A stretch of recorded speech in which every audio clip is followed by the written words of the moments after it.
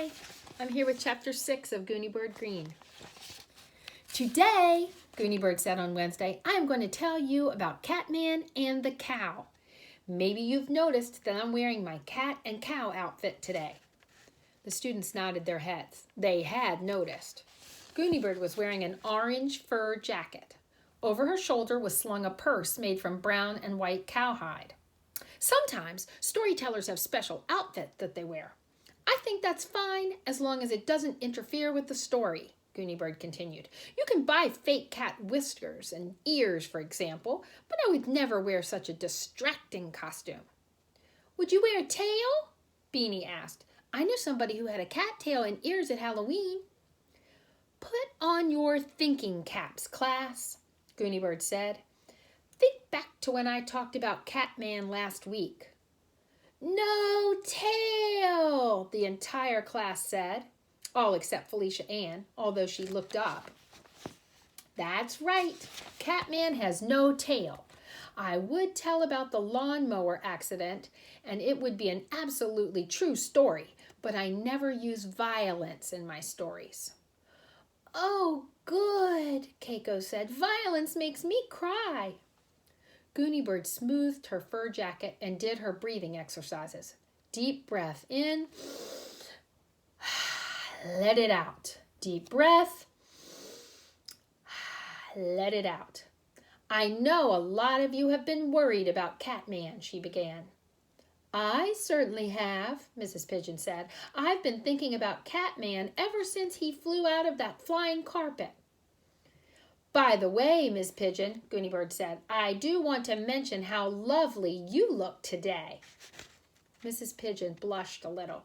She was still wearing her high-heeled shoes with the buckles, and today she was also wearing a rhinestone butterfly perched in her hair. In fact, the whole class looks quite lovely, Gooney Bird pointed out. She looked around. Malcolm, would you stand up? Malcolm rose from his seat and held his shoulders back. He was still wearing his polka dot bow tie, and today he had added a plaid belt. Keiko, Gooney Bird said. Keiko giggled and stood. She had a bright green bow in her hair and a long, shiny silk scarf wrapped around her neck. And I want to show you the picture of Gooney Bird that's here. There's Gooney Bird in her fur jacket and her cow print purse. Me, called Chelsea. Can I stand up? She did, and the class could see that she was wearing a fringed cowboy vest over her best dress. Me, me! Everyone was calling out now, but Gooney Bird said, later, after the story. I'm ready to begin now. She took one more deep breath, let it out, and began. And there's the new print that tells me Gooney Bird's about to start on her story. Beloved Catman is consumed by a cow. Once upon a time, not long ago, after they had left China, Gooney Bird and Catman found themselves flying through the air on a carpet. The carpet landed in a meadow near a large brown and white cow who was contentedly eating wildflowers. The flowers were purple loosestrife. The carpet unrolled and Gooney Bird stood up and looked around. She could see in the distance her father's car quickly disappearing down the road. Beside her, Catman also stood up. He had become very furry and fat, the way cats do when they're frightened. My cat becomes very enlarged when my brother brings his dog to visit, Mrs. Pigeon said. Then she put her hand on her mouth. Oh, sorry, Gooney Bird. I interrupted.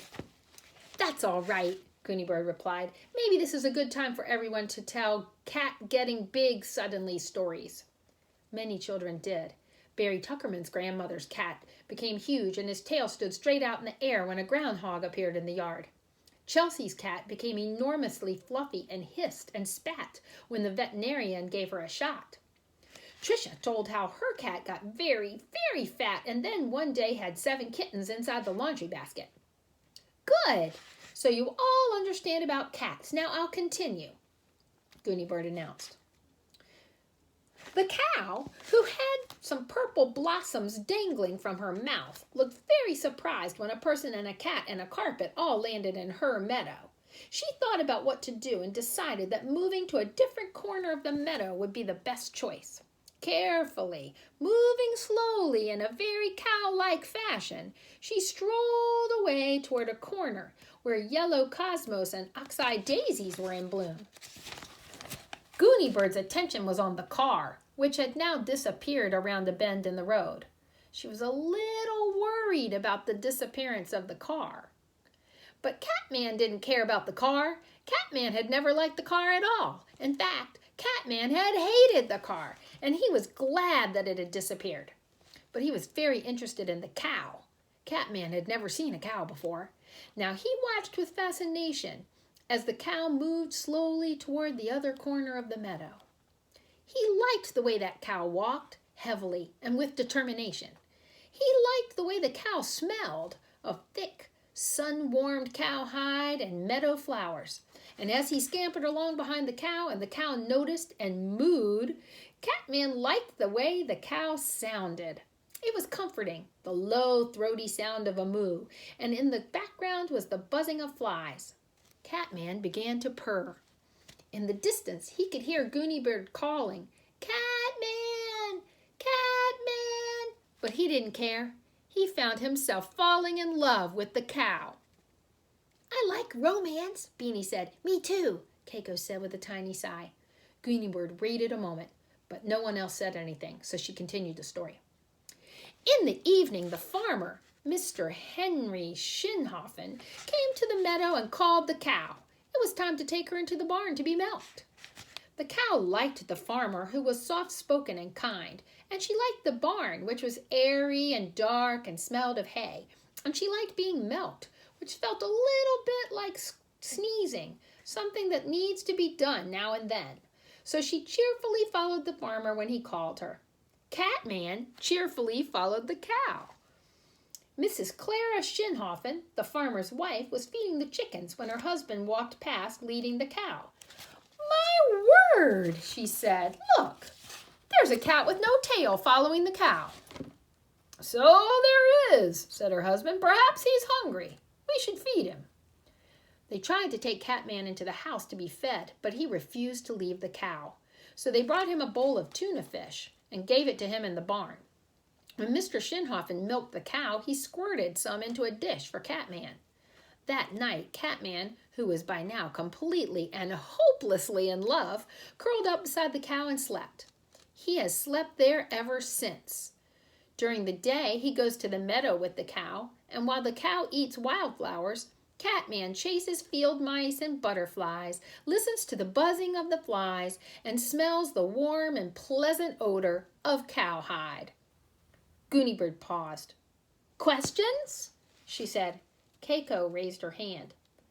I was waiting for the bad part," she said. "I was going to cover my ears." "What bad part?" asked Gooney. And there's a picture of the cow and little Catman.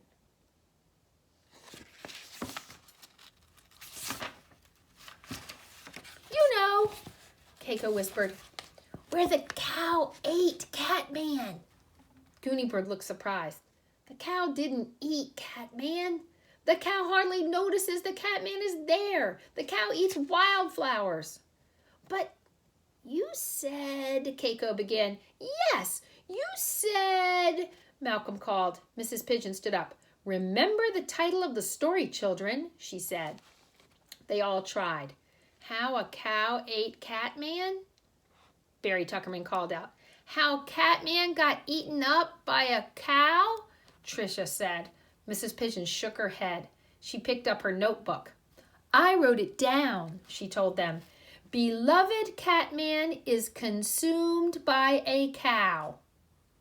"Well, let me finish," Gooneybird suggested. She went on with the end of the story. That night, the farmer and his wife turned on the TV and saw the interview with the little girl who rode a flying carpet. "If anybody finds my cat," the little girl, it was Gooneybird, said, "please call the TV station." So Mr. Henry Shinhofen, the farmer, called. I have that cat here in my barn, he said. Orange and white cat, no tail. But I gotta tell you, he said, I don't think you'll be able to take it away. It won't leave my cow. It won't leave your cow? The TV news lady said. She sounded puzzled. Nope, said the farmer. Wouldn't even leave for tuna fish. We had to take the tuna fish and put it right beside the cow. Why? It happens sometimes, the farmer explained. I guess you'd call it something like love. That cat is downright consumed by the cow. And is the cow consumed by the cat? The TV lady asked. Nope. The cow doesn't care one way or another, but she doesn't step on the cat. She's a careful cow. The TV people called Gooney Bird and her parents. They told them where Catman was and that Catman was consumed by a cow. So the Greene family drove their car back to the meadow and visited Catman. Catman was nice to them, but they could tell he was not consumed by the Greene family. He was consumed by the cow. So they kissed him goodbye. Then they hugged and kissed the farmer and his wife, and they all sang Farmer in the Dell and danced in a circle on their tiptoes. They all lived happily ever after. The end. I love happy endings, Keiko said with a sigh. Me too, Mrs. Pigeon said. Thank you, Gooney Bird. Let's take out our math books now, class. Everyone in the class groaned. Ah! I know, Mrs. Pigeon said, laughing. It's much more fun to listen to Gooney Bird's stories, but we can look forward to tomorrow. She'll have another one tomorrow. Gooney Bird had gone back to her seat and taken out her math book. She looked up in surprise. No, actually I won't. That was my last story. The second graders, almost every one of them, called, No! In very loud voices. In fact, it sounded like a huge chorus singing a song. No! Mrs. Pigeon looked horrified. But, Gooney Bird, she said, we still have a lot of unanswered questions. Like what? Asked Gooney Bird. Well, let me think, Mrs. Pigeon frowned. The false teeth, Nicholas called. Yes, Mrs. Pigeon said. Why did your father have to pack 43 sets of false teeth? That's a story you haven't told us yet. Gooney Bird looked surprised. That's not really a story, she said. That simply requires a dictionary. You have one right there on your desk, Mrs. Pigeon. Mrs. Pigeon reached for her dictionary. Look up this word, Gooney Bird said. She pronounced the word very carefully. Prosthodontist. My goodness, Mrs. Pigeon read the definition. It's a special kind of dentist. He makes false teeth. Exactly, Gooney Bird said. That's what my father is. No story there. But we want more stories, Gooney Bird, Barry Tuckerman said in a loud voice. As usual, he was standing up with one knee on his desk chair. Gooney Bird sighed impatiently. I need to do my arithmetic, she said. I'm not very good at subtraction yet, but all right. Sit down, Barry. Close the dictionary, Mrs. Pigeon. I'll tell you how to get stories. That's the end of the chapter. So I want to ask you about something in this chapter. I want you to think about. At the beginning of the chapter, when Gooney Bird was about to start her story, she started saying how everyone in the class looked so good that day in school, and she had some people stand up and describe what they were wearing. Do you remember that? Why do you think people are wearing different clothes to school? I want you to think about that. Why do you think people are suddenly dressing differently at school? Yeah, I kind of think that people, even the teacher, Mrs. Pigeon, is dressing a little bit differently. They're wearing some more special things to school. Yeah, I think that the kids and even Miss Pigeon a little bit, they want to be a little bit more like Gooney Bird. Because it seems like Gooney Bird just wears whatever she picks up that inspires her every day, right? Okay, well, we'll be back for the last chapter of the book, chapter 7. I'll be back. Bye.